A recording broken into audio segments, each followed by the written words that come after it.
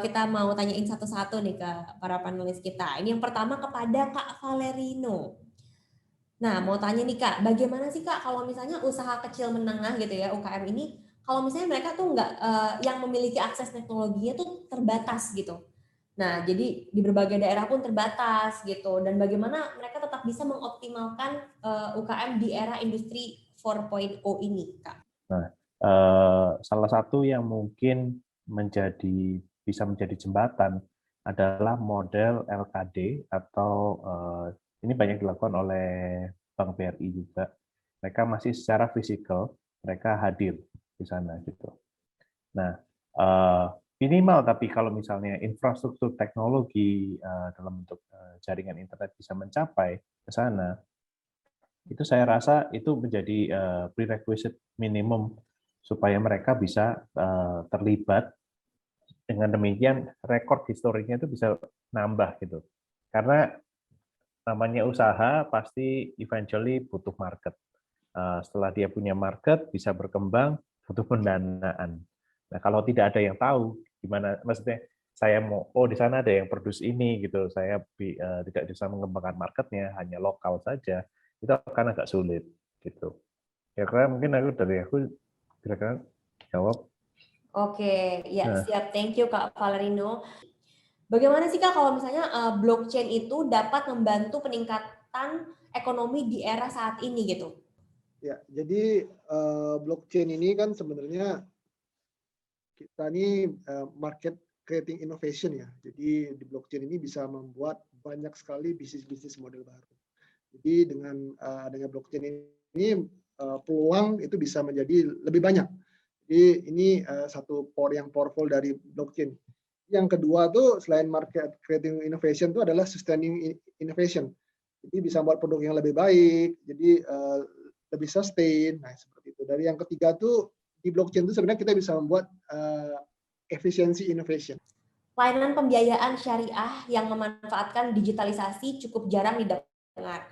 Adakah perbedaan signifikan antara layanan ini dengan layanan lainnya, Kak? Oke, ini pertanyaannya menarik banget ya. Kalau saya selalu pakai contoh ini ya. Dari kami, beda antara kalau konvensional dengan syariah, kalau di konvensional kan memang dipinjamkan gitu ya. Sehingga ketika dipinjamkan ada bunganya, misalkan 1%, 2%, dan seterusnya. Di kami, konsepnya adalah dibiayai. Jadi satu dipinjamin, satu dibiayai. Kalau dibiayai, berarti ada resiko yang ditanggung bersama. Makanya kami selalu bilang, kami menggunakan akad profit and loss sharing. Profitnya dibagi, resikonya juga dibagi, asalkan resiko yang terukur. Simpelnya adalah ini murni kerjasama, murni partnership. Oke, ternyata ada perbedaan ya Kak ya, terkait dengan syariah. Nah, ini ada raise hand juga nih dari Kak Salmi. Assalamualaikum warahmatullahi wabarakatuh. Waalaikumsalam. Pokoknya pertanyaan saya untuk semuanya ya. Ini kan saya tertarik dengan ini pinjaman online ini. Nah, bagaimana kalau ada sebuah proyek tapi kecil gitu, ingin meminjam dana seperti itu bisa enggak? Bagaimana prosesnya? Nah, selama ini juga ada kami grup teman-teman itu yang berusaha seperti itu gitu. Jadi jika ada proyek patungan gitu. Tapi kecil-kecilan. Nah, kalau ingin bergabung ke sini bisa enggak gitu. Terima kasih. Wassalamualaikum warahmatullahi wabarakatuh. Oke, thank you Kak Salmi buat pertanyaannya. Nah, ini mungkin bisa bantu dijawab nih Kak. Mungkin dari Kak Ronald dulu. Nah, dari saya sarannya adalah Ibu bisa coba cari di online, Bu. Di OJK aja dulu ya. Karena semua platform yang memang boleh beroperasi sudah harus diregulasi oleh OJK. Jadi Ibu bisa cari-cari pembiayaan online gitu ya, Bu ya. Oke, nah ini ada pertanyaan yang masuk dari Kak Fahmi Hidayat dari Sulawesi Selatan. Bagaimana seharusnya kami generasi milenial itu bisa membangun kompetensi untuk jangka panjang dalam bidang ekonomi di era industri 4.0, menyongsong 5.0 serta pandemi COVID-19, terutama dalam menghadapi bonus demografi 2030 yang akan datang. Wow, banyak sekali ya. Mungkin ini ada 3 pertanyaan, tapi mungkin yang pertama dulu ya, mungkin bisa dijawab oleh Kak Dani. Ya. Jadi kalau dari kita kan ya harapannya Jadi pada generasi muda sudah mulai mencoba teknologi blockchain ya, bukan karena kita ada di industri ini ya, karena memang dengan blockchain ini kita bisa mendapatkan banyak sekali peluang-peluang baru, dan ini sebenarnya industri ini sangat cepat. Jadi kita bisa menjadi new market, new pemenang, karena memang belum banyak yang masuk. Jadi benar-benar blue ocean saat ini. Jadi ada dua hal, bisa dari sisi teknologinya. Udah mulai nyemplung istilahnya di masa sekarang, karena informasi teknologi baik itu programming seperti blockchain dan sebagainya sangat available everywhere. Nah, kalau di sisi lain ya ada orang yang mungkin lebih cenderung interestnya di sisi bisnis ya. Sebenarnya banyak sekali yang bisa dipelajari dari banyak sekali bisnis model. Gitu. Pengalaman itu hal yang berharga menurut saya. Oke, jadi bisa dicoba ya segala cara, dan harus ada experience-nya juga ya, Kak Valerino ya. Nah, ini pertanyaan yang kedua nih. Dan apa aja sih tantangannya dan strategi yang harus dilakukan gitu ya dalam mempersiapkan individu yang kompeten serta potensial dalam bidang ekonomi ini? Oke, mungkin bisa dibantu dijawab dari Kak Ronald. Ya, thank you pertanyaannya. Balik lagi ya, ini sebetulnya penting banget buat teman-teman melek dulu gitu ya, ngerti dulu. Mungkin yang tadi disampaikan oleh Bro Dani, Bro Valerino juga mungkin banyak yang baru buat teman-teman di sini yang datang. Jadi melek digital itu penting dulu. Kalau memang teman-teman tertarik untuk terjun, ya pelajari sebanyak-banyaknya, cari siapa pemainnya, dan kedua betul tadi dicoba gitu ya, terjun. Ketika masih muda adalah the right time to make mistake as many as possible. Oke, nah selanjutnya nih Kak, bagaimana cara memotivasi agar pemuda itu tetap mau melakukan ekonomi kreatif di situasi COVID ini gitu? Dari Kak Dani dulu, dari Kak Dani. Ya, jadi kalau bicara soal motivasi sebenarnya kan di saat krisis ini selalu hadir peluang ya. Jadi peluang-peluang baru itu tercipta. Jadi justru di saat krisis kita jangan berkecil hati, tapi kita semakin semangat. Karena di saat krisis itu biasanya akan muncul pendatang-pendatang baru yang benar-benar dia mendisrupsi yang ada hadir sebelumnya. Jadi ini yang penting sih bagi generasi muda, bahwa di saat krisis ini adalah sebuah peluang kita yang istilahnya mendobrak status quo. Jadi ini yang paling penting ya. Jadi kita benar-benar harus semangat, motivasi, dan harus selalu untuk melihat peluang-peluang baru. Kurang lebih seperti itu sih, Pak. Oke, thank you loh Kak Dani untuk motivasinya ya. Semangat teman-teman. Mungkin dari Kak Valerino nih motivasinya buat teman-teman. Terutama ini untuk Kak Hidayat juga. Jadi exploration dan pembentukan baik itu karakter, pengalaman atau apa itu banyak dialami waktu itu jatuh bangun, making mistakes, making friends here and there. Itu menurut saya satu hal yang penting gitu. Jadi mungkin jangan meletakkan atau membuat sukses itu sebagai measure yang measure sukses itu apa? Jangan hanya di financial gitu. That's why when you start early, your network itu worth gitu. Jadi dari Anda mulai mencoba dan sebagainya, kreativitas Anda itu yang nilai, bukan yang mengambil keuntungan itu bukan Anda sendiri, tapi orang lain sekitar Anda yang bekerja sama itu juga melihat integritas Anda seperti apa, kreativitas Anda seperti apa. Jangan salah loh, siapa tahu Anda mungkin jalannya sekarang segini gitu ya, nanti ada peluang lagi, terus ada orang lain merasa, oh si ini nih, itu saya kenal nih orangnya oke banget nih, nah diajakin, Anda explode, you never know, so always do the best. Oke, thank you banget nih Kak Valerino. Mungkin dari Kak Ronald juga. Tadi ya, kayaknya dalam kondisi tertekan, biasanya manusia itu dipaksa untuk lebih kreatif, lebih inovatif. Makanya kita bagaimana tinggal tadi, just enjoy the journey. Ya, ini bagian dari proses. Makin sering gagal, makin belajar, gitu sih. Gitu Ya, kalau aku boleh ya saya sharing lagi dikit nih ya. Boleh, Kak. Di perihal kripto sebagai alat pembayaran. Aku selalu bilang sama teman-teman gitu ya. Dulu kan manusia awalnya itu barter, gitu ya. Lalu setelah barter ke emas dan silver, gitu ya. Lalu dari silver dan emas beralih ke uang kartal, uang fiat. Lalu dari uang fiat baru ke digital currency, gitu ya. Lalu nanti ke cryptocurrency. Dari masa 1, ke-2, ke-3, dan ke-4 ini ada transisi. Emang semuanya mulus-mulus aja? Enggak. Ya, enggak. Pasti ada friksi.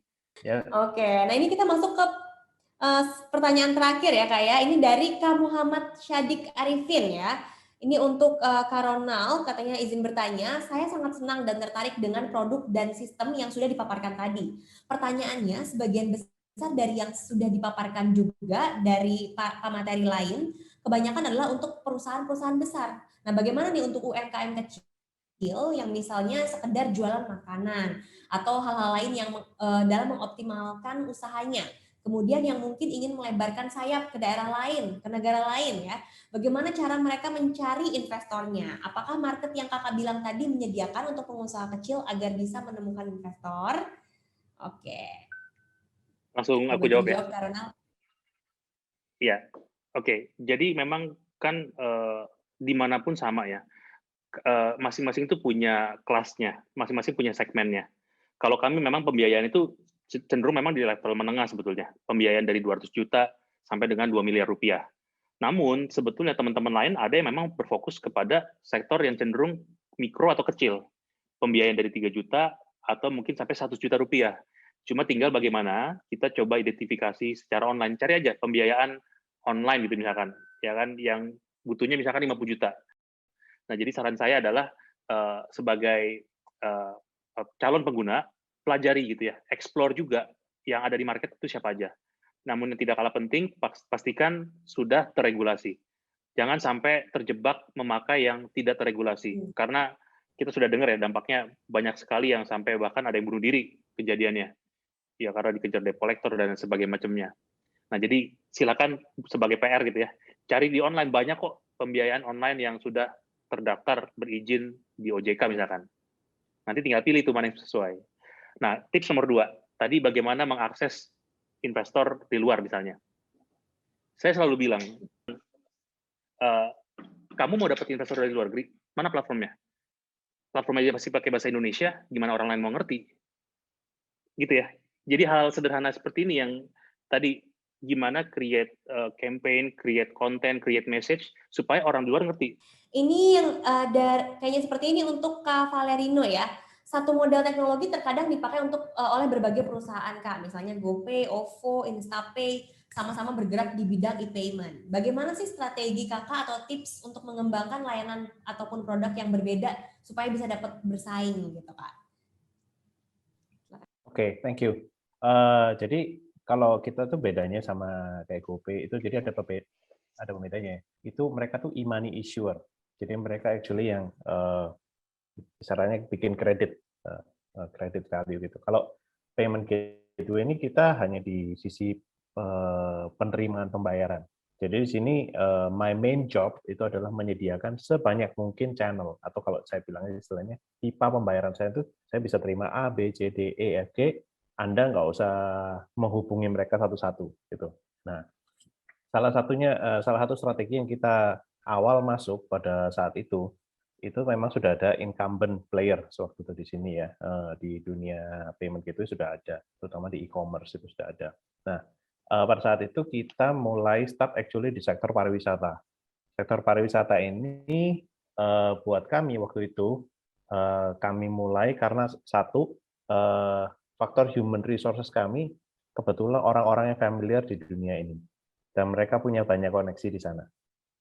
Terus kedua, buat kami sebagai payment gateway yang baru mulai, kami ingin, actually semua orang ingin ya, effort sekecil mungkin tapi gain-nya sebesar mungkin gitu kan, seperti itu kira-kira. Nah, pada saat itu kami benar-benar fokus di ini, istilahnya foreign inbound transaction.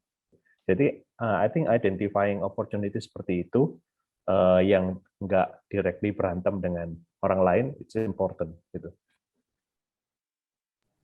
Oke.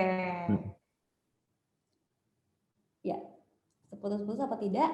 Thank you ya Kak Valerino. Jika pebisnis pemula belum menerapkan seperti yang disampaikan oleh Kak Dani, minimal menyiapkan apa aja agar bisnisnya bisa bertahan katanya gitu Kak. Oh, ini sepertinya yang teman-teman juga bisa bantu menjawab ya, ini lebih ke bisnis ya. Jadi kalau misalkan bisnis untuk dia bisa survive, dia harus benar-benar selalu untuk inovasi. Jadi ini sebuah kata yang saya percaya sampai saat ini, ya. Jadi innovative or die, only paranoid will survive. Jadi kita harus selalu inovasi dan kita harus selalu belajar, ya, seperti itu. Oke, inovasi dan belajar ya, pastinya harus Ya. beradaptasi juga ya Kak ya. Mungkin dari Kak Valerino nih, ada mau ditambahkan nih, gimana sih supaya bisa bertahan bisnisnya Kak? Perencanaan itu penting. So, antisipasi itu emang perlu gitu. Wow, harus kreatif juga ya Kak ya. Harus cari celah terus gitu ya. Nah mungkin nih Kak Ronald udah unmute nih, kayak mau menambahkan juga ya Kak. Nggak sengaja itu. Iya, kalau aku mungkin nambahin aja ya, memang tadi persistence itu kunci ya kan untuk tidak gampang menyerah. Namun yang tidak kalah penting juga know your limit sebetulnya. Jadi kalau kita udah coba dan gagal, kadang kita jangan stubborn juga gitu. Memang mungkin bukan di situ rezeki kita. Oke, thank you Iya. banget nih ya kakak-kakak. Thank you banget Kak Ronald, Kak Dani, dan juga Kak Valerino ya buat insight-nya hari ini ya, siang sampai sore ya, lumayan. Ini benar-benar menambah wawasan juga dan memotivasi ya, khususnya anak-anak muda dan teman-teman yang sudah hadir hari ini. Oke, thank you banget kakak-kakak. Boleh nanti dikembalikan lagi oleh tim ya dari podium. Oke, dengan berakhirnya sesi Lucky Draw hari ini, akhir kata kami juga ingin mengucapkan terima kasih banyak untuk para panelis ya, yang sudah menyempatkan waktunya. Ada Kak Valerino, Kak Dani, Kak Ronald, thank you banget. Terima kasih juga untuk media partner kami, ada Webinar ID, Pasbarpedia, dan Rumah Sarjana, dan juga sponsor kami InCircle dalam bentuk 5 tiket InCircle Talk 2021 ya. Dan juga terima kasih kepada Bapak Ibu, teman-teman yang juga sudah join Techminar hari ini. Mohon maaf apabila ada kesalahan kata ya. Berharap semoga Techminar kali ini bisa bermanfaat untuk kita semua. Terima kasih dan sampai jumpa di Techminar Keren lainnya. Tentunya jangan lupa follow Instagram Keren di @kerenindonesia dan juga Facebooknya di Keren Entertainment Indonesia. See you and bye-bye.